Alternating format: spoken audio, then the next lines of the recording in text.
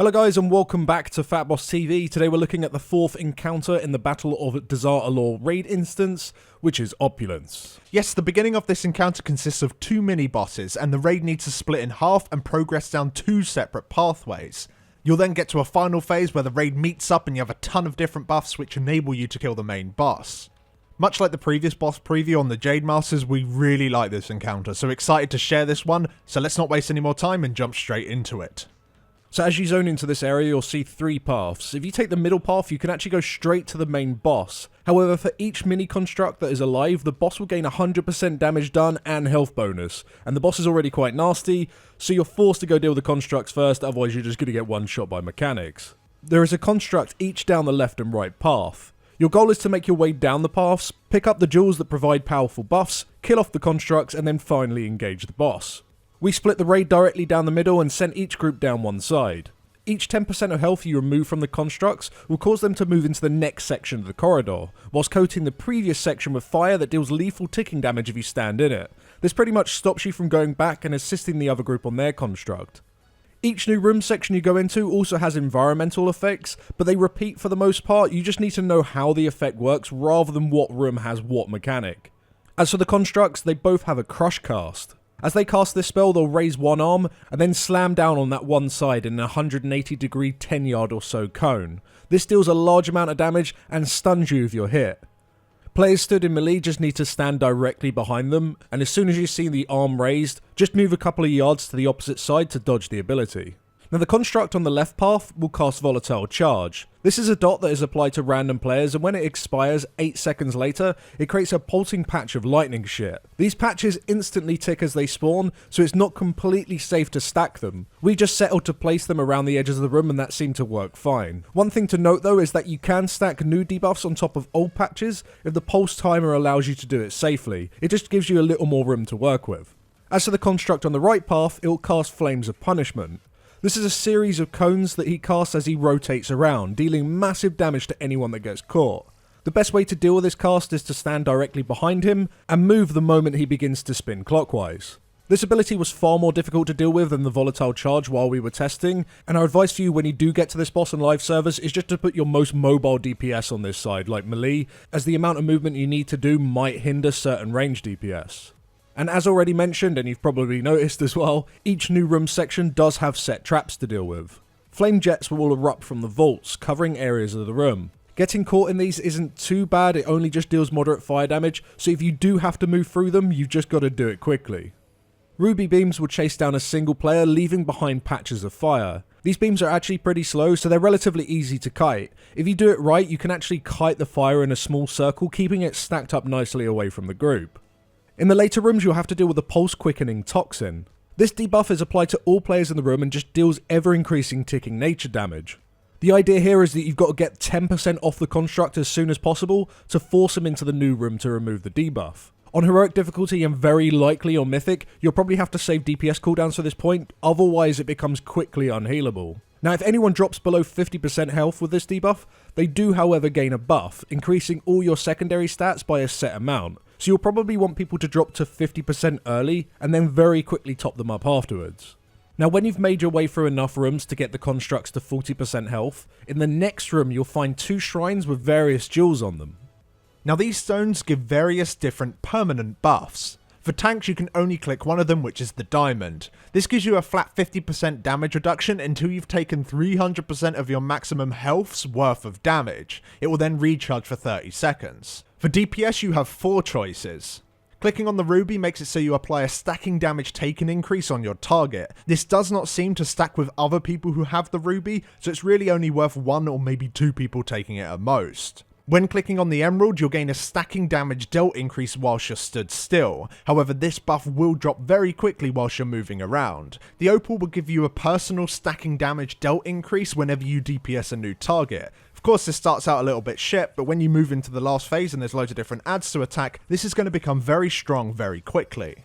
And finally, and most interestingly, clicking on the topaz will give you a stacking buff when you're stood away from other players. When this gets to 100 stacks, you'll gain a 20-second aura that increases the critical strike chance of any nearby players and yourself by 100%.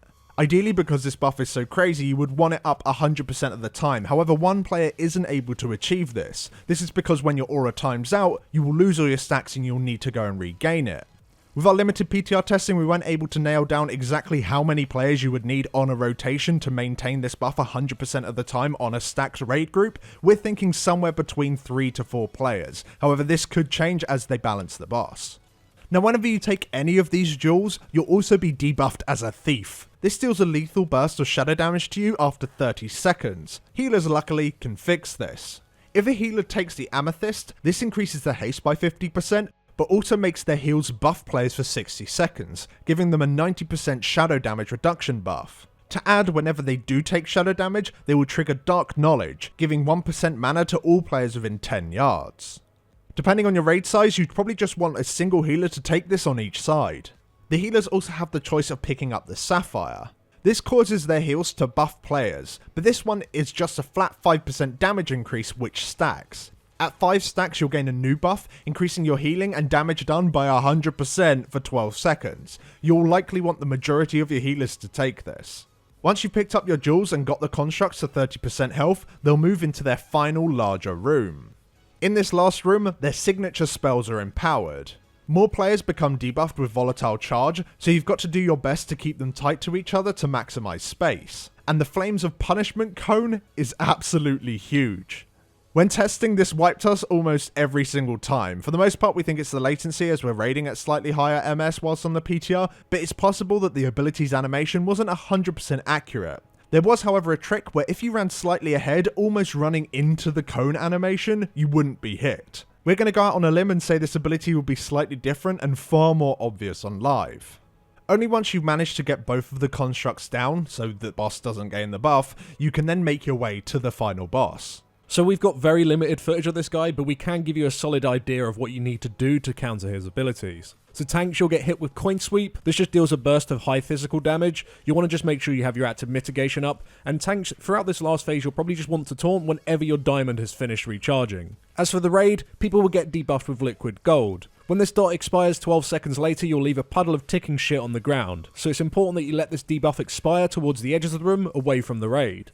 Also to watch out for is the Coin Shower debuff. When this debuff expires on a single player 10 seconds later, a massive coins fall on that player, dealing an insane amount of physical damage split between everyone within 7 yards, so it's important that you stack on that player so they can survive. Also on a timer, Spirit of Gold ads will spawn underneath the boss. These ads will begin to travel towards the edge of the room, where they'll begin to channel and spawn zones under players that deal moderate physical damage. These ads can be crowd controlled in almost every single way, so you'll want to make the most of that, whilst nuking them down to prevent them from getting to the edges. Last to mention is the Wail of Greed. This channel deals shadow damage every 2 seconds for 10 seconds, and each time it's cast it increases in damage. The boss also gains a 25% damage increase once the cast is finished. You've basically got to just kill the boss before too many of these abilities are cast, and your 90% shadow damage reduction from your healers is no longer strong enough to counteract it. But that's the fight. What do we think? So yeah, it is an awesome encounter. I absolutely love the concept of splitting the raid down each of the corridors and each section having different traps. But what I think I like the most is the choice of the jewels. They could have very easily just made one jewel for each raid role, like tanks take less damage, healers heal more, DPS more. But some of these are really interesting, and it is going to change how you are going to play just to maximize the amount of output that you can do in that last phase, especially on Mythic mode and some to an extent Heroic mode as well. I can see some very cool strats, like talking about that Topaz earlier, which gives that crit buff, with a perfect rotation and everyone stacked up. Giving everyone 100% extra crit the entire time is insane, as well as that healing buff if you could do it in such a way to try and maximize the uptime on the 100% extra output thing as well. That's so crazy. It very much feels like, though, a lot of this strategy is going to come down to, if possible, it's going to be stacked behind the boss whilst the Topaz people do their rotation for the auras, and hope that you can kind of nuke it down before too many mechanics become problematic. You know what I mean? You so. like kind of move out with debuffs and stuff like that. So although there's like loads of cool interactions, and mainly the Topaz is where it's going to be interesting, I think the actual strategy itself is going to be a little bit Ultraxian-y.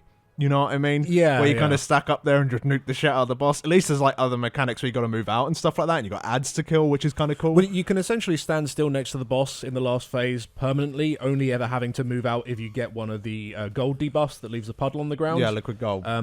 Unless you need to chase the ads as a melee DPS. Potentially, it's unfortunately with our footage, our monk decided to ring a piece them. I'm never going to forgive him. But you can bind them, you can grip them, you can vortex them, and they all spawn in just the right range where all of those things are effective immediately. Yeah. So like those ads, especially with all of those buffs, and especially if you bring classes that can really benefit from like cleaving off of ads onto the boss. Like imagine old sub rogue on this in that last phase. You deliberately keep those ads up. They don't really do anything until they get to the edges. You keep all those ads up and you'll nuke the boss, and I'm sure loads of classes will also gain a benefit from doing a very similar thing. So yeah, it's going to be pretty nutty. One thing I think we should mention is how much more difficult the right construct is in comparison to the left. Oh god, yeah. So the fire cones are just way more of an issue because as he is casting them and rotating clockwise, he stands completely still, you can't move him, and it can overlap with a spawn of new fire jets, which can force you to run through the jets to avoid the cones. Yeah, because these jets spawn pretty much at the same time as the cast. It doesn't really give you any opportunity to position the ad in a clever way. Sometimes you can position the ad between the jets, and that's kind of cool. It makes it a little bit more tight. But yeah, a lot of people were very angry on that side. That was my side, and I completely understood why everyone was having a problem. It was really quite rough. You know, whereas the other side, it only has the light ticking debuffs that spawns the lightning zones. Yeah. And that, for the most part, is very predictable and doesn't really overlap with anything that becomes an issue. No. But I think the main thing that's definitely going to be interesting on this fight is just how people are going to arrange who gets what buff. You're going to have the topaz rotation people. You're going to probably have a ton of people with the emerald just standing as still as possible. You have one poor fella who's always at the bottom of the DPS meter who has that thing that makes it so the boss takes some more damage because it doesn't seem to stack. So you kind of only want it on one person. So yeah, that poor guy. That'll probably be me. Let's be real, I do no damage. And then, of course, it'll be a mixture of all the ad DPS as well. So it's going to be interesting to see exactly what people want to do with these buffs because there are so many different options. And that's cool because it's not even clear what you want to do. It's just going to be experimentation, and eventually a meta will come out of this where you know exactly what the best comp is. But that's all we got time for today, guys. I hope you enjoyed this little boss preview as much as we enjoyed making it. And we shall catch you all in the next one. Thanks for watching. Thanks for watching.